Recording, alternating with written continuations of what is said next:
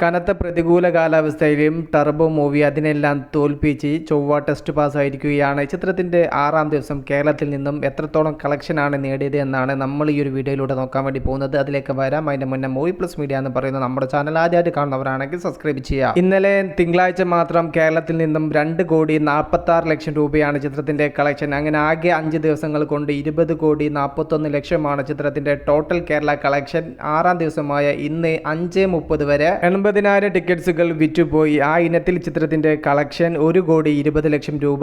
പിന്നെ ഇന്ന് കനത്ത മഴയായിരുന്നു. ഇത്രയും വലിയ പ്രതികൂല കാലാവസ്ഥയിലും 5:30 വരെയുള്ള കളക്ഷൻ പ്രകാരം നല്ല രീതിയിലുള്ള കളക്ഷൻ തന്നെയാണ് ചിത്രം നേടിയിരിക്കുന്നത്.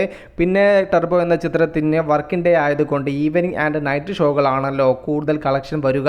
എന്തായാലും സിനിമ ചൊവ്വാഴ്ച 6-ാമത്തെ ദിവസവും കേരളത്തിൽ നിന്നും 2 കോടിക്കടുത്ത് കളക്ഷൻ ഉറപ്പിച്ചിരിക്കുകയാണ്. അങ്ങനെ വരികയാണെങ്കിൽ ചിത്രത്തിൻ്റെ 6 ദിവസത്തെ കേരള കളക്ഷൻ മാത്രം 22.5 കോടിയിലേക്ക് എത്തുകയാണ്. മലയാള ഫിലിം ഇൻഡസ്ട്രിയിലെ ഡീഗ്രേഡിംഗ് നമ്മൾ നല്ല രീതിയിൽ കണ്ടിട്ടുണ്ടെങ്കിലും ഇത്രത്തോളം കട്ട ഡീഗ്രേഡിംഗ് നേരിട്ടിട്ടും തിയേറ്ററിൽ വിജയം കൈവരിക്കുന്ന ആദ്യ സിനിമയായി തീരുകയാണ് മമ്മൂക്കയുടെ ടർബോ.